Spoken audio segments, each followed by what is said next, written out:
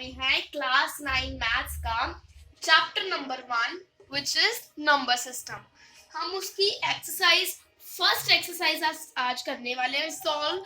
तो NCERT book की जो है एक्सरसाइज 1.1 देखिए। एक्सरसाइज 1.1 का फर्स्ट क्वेश्चन है, is 0 a rational number? Can you write in the form of P over Q where P and Q are integers and Q is not equals to 0? तो आपको इन्होंने इस क्वेश्चन में पूछा है कि क्या जो 0 है वो एक रैशनल नंबर है? जो 0 है क्या वो एक रैशनल नंबर है?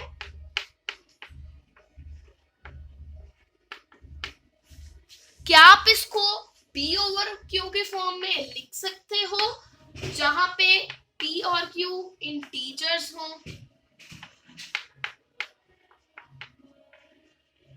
और Q 0 को इक्वल ना हो, यानी 0 को छोड़ के कुछ भी हो जाए?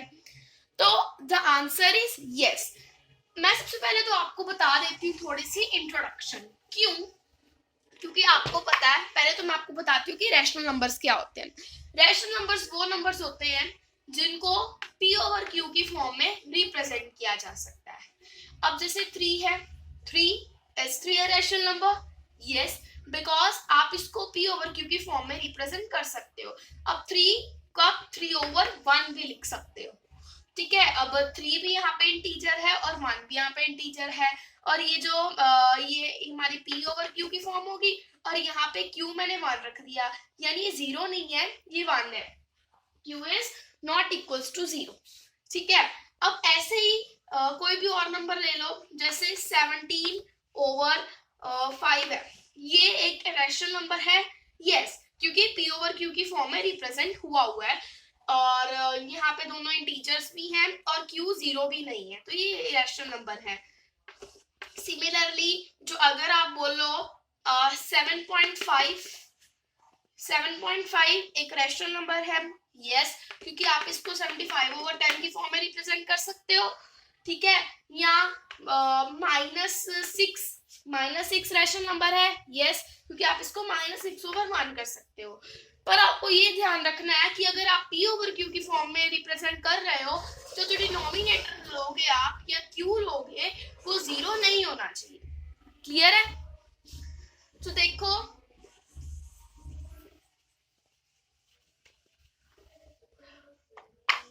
आपको इसका अगर मैं आपको बोलूं, जैसे मैंने 3 लिया, -6 लिया, और कोई भी नंबर लेती उसको मैं नीचे 1 लगा सकती थी, क्योंकि 3 वाले में अगर 3 लिखो या 3 ओवर 1 लिखो, बात तो एक ही है। ऐसी अगर 0 ले लेते हैं,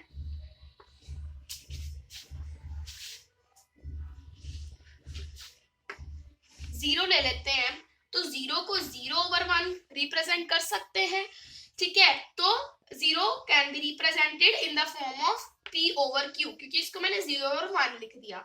उसके बाद P और Q इंटीजर्स होने चाहिए। क्वेश्चन को स्टेप बाय स्टेप सॉल्व कर रही हूँ। 0 भी इंटीजर है, 1 भी इंटीजर है। और बेटा अगर आपको कभी भी इन कंफ्यूजन रहती है ना, कंफ्यूजन कि आप 0 इंटीजर है या नहीं, तो आपको याद करना चाहिए, जैसे 6 और 7 में आपने एक नंबर लाइन बनाई थी, इसमें 0 सेंटर में था, फिर 1 2 3 4 राइट साइड पॉजिटिव और इंटीजर्स और लेफ्ट साइड नेगेटिव। तो यहाँ पे बीच में आप 0 भी तो ले रहे हो, ये है तो कौन सी नंबर लाइन? ये इंटीजर की नंबर लाइन है ना, इसलिए यानी इस नंबर लाइन में सारे इंटीजर्स आ रहे हैं, तो इस नंबर लाइन में तो 0 भी आ रहा है, तो 0 भी इंटीजर है। वैसे तो आपको पता, ये तो वैसे इंटीजर्स के डेफिनेशन में भी आता है, पर मैं बता रही हूँ कंफ्यूजन को कभी दूर करने के लिए, डाउट क्लियर करने के लिए आप ये वाली एग्जांपल ले सकते हो, क्योंकि हमें भी हमारे टीचर ने यही बताई थी और ये मैं कभी नहीं भूली। फिर अब P ओवर Q की फॉर्म में हमने इसको रिप्रेजेंट कर दिया, 0 भी इंटीजर है, 1 भी इंटीजर है, ये भी हमने क्लियर कर दिया।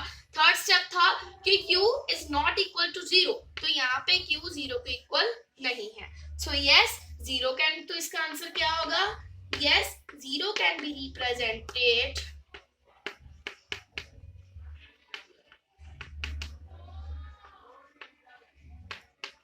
in the form of P/Q, बाकी आगे where P and Q are integers and Q is not equals to 0 and it can be represented as 0/1. या लिखते हैं बेटा। जो मैं आपको समझा रही हूँ कि आप अपने लाइफ के लिए पढ़ते हो, आप अपने एग्जाम्स के लिए नहीं पढ़ते। वो तो एग्जाम जस्ट एक टेस्ट होते हैं, दैट्स इट। तो आपको मेनली क्वेश्चन का समझ में आना चाहिए। ये चीजें तो आप एग्जाम में खुद भी लिख सकते हो, ठीक है, तो मैं इसलिए नहीं लिखवा रही। Next is find 6 rational numbers between 3 and 4। मैं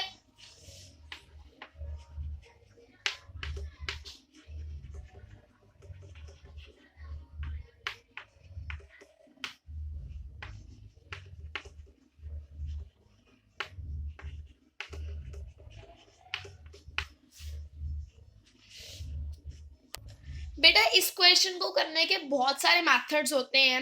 मैं आपको फर्स्ट मेथड ही दिखा देती हूँ करने का। जैसे ये मेथड होता है कि आपको यहाँ पे कितने इन्होंने रैशनल नंबर फाइंड आउट करने को बोल रहे हैं, 3 और 4 के बीच में 6। तो आप क्या करोगे कि आप सबसे पहले तो देखो 3 और 4 का 3/1 4/1 लिख सकते हो, राइट। अब उसके बाद आपने देखना है कि 6 है, 6 रैशनल नंबर हमें फाइंड आउट करने हैं। तो आप क्या करो, जितने भी आपको रैशनल नंबर्स फाइंड करने हैं, लाइक यहाँ पे 6 फाइंड करने हैं, उसके साथ 1 प्लस कर दो, तो 1 प्लस करके आ जाएगा 7। अब 7 आ गया। अब आपने क्या करना है कि 3/1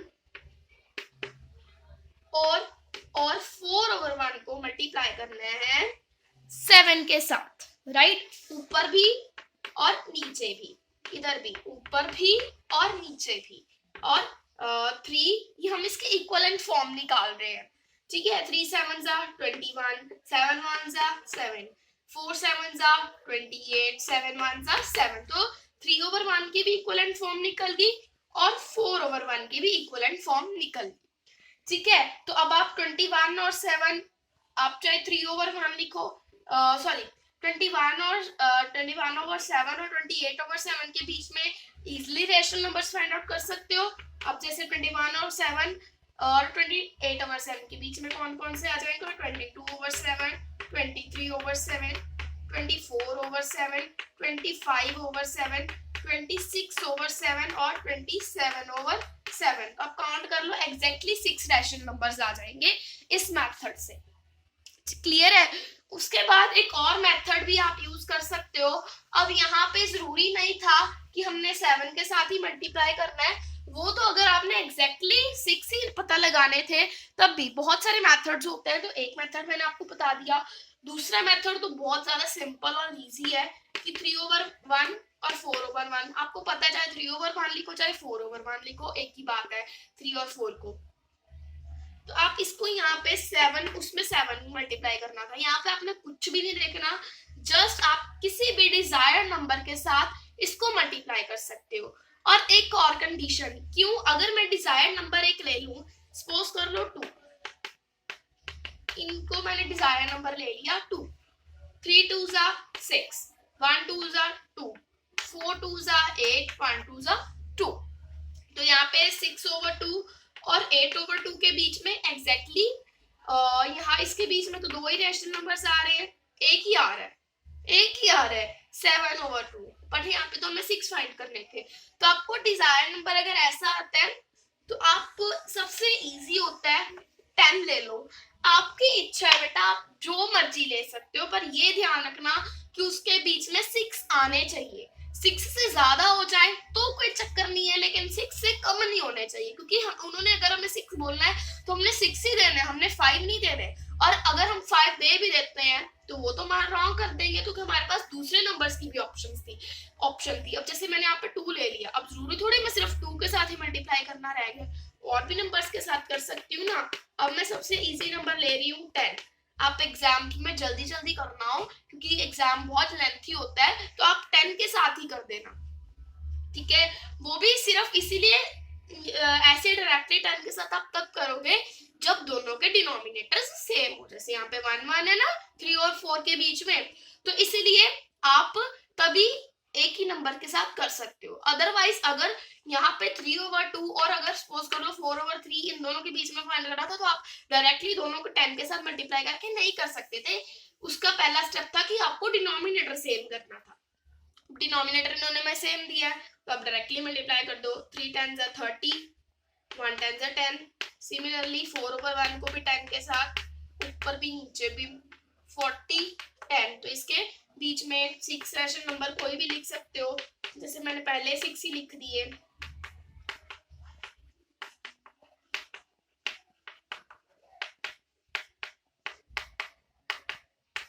ठीक है, 36 तक 6 लिख दिए मैंने, ये 6 हो गए। 37/10, 38/10, 39/10 भी बचा हुआ था। आप कुछ भी 6 इन दोनों के बीच में लिख सकते थे। ठीक है, अब नेक्स्ट क्वेश्चन है, एक और मेथड है इसका, पर वीडियो थोड़ी ज्यादा लेंथी हो जाएगी, मैं नेक्स्ट वीडियो में उसका बता दूंगी मेथड। थर्ड क्वेश्चन देखिए,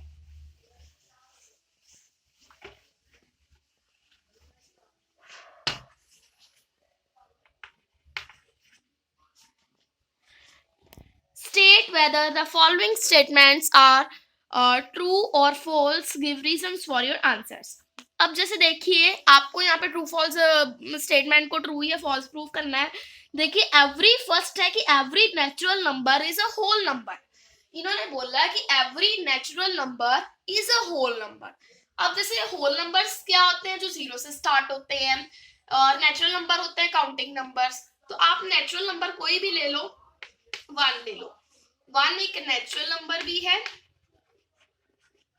और होल नंबर भी है, तो इसीलिए इसका आंसर है true, because 1 is a natural number and a whole number. Similarly आप कोई भी दूसरा ले सकते हो। 7, आप हमेशा ध्यान रखना मैंने यहाँ पे 1 में से क्यों लिया, क्योंकि यहाँ पे एवरी नेचुरल नंबर की बात हुई और नेचुरल नंबर 1 से स्टार्ट होता है, तो मैं 1 ही ले रही हूँ। ठीक है, ये इसमें तो ज्यादा 1 की जरूरत नहीं थी, आप कोई भी नंबर उठा सकते थे, पर दूसरे वाले में जरूरत पड़ेगी, तो इसलिए मैं यहाँ पे भी स्टार्टिंग से करवा रही हूँ। देखो, तो इसका आंसर है true because 1, true because 1 is a natural number as well as whole number also. Next is every integer is a whole number. तो आप कोई भी इंटीजर ले लो, like -1, -1 is every integer is whole number थी ना statement, तो ये है -1 एक इंटीजर, पर ये एक होल नंबर नहीं है, तो इसलिए ये स्टेटमेंट हो गई फॉल्स। क्योंकि होल नंबर्स तो अगर हम इंटीजर की नंबर लाइन ले लें तो होल नंबर्स तो यहां से शुरू हो रहे हैं, ये सारे होल नंबर्स नहीं है, तो ये है तो ये इंटीजर भी, पर ये होल नंबर नहीं है, तो इसलिए आंसर, इसका आंसर आएगा फॉल्स। नेक्स्ट इज, आपको बेटा अगर रीजन तो आपको खुद ही समझ में आ जाएगा, आप खुद ही, आपको बस एक बार मैंने समझाना था, मैंने पहले ही बोला आप स्टेटमेंट खुद भी लिख सकते हो। Next is every rational number is a whole number.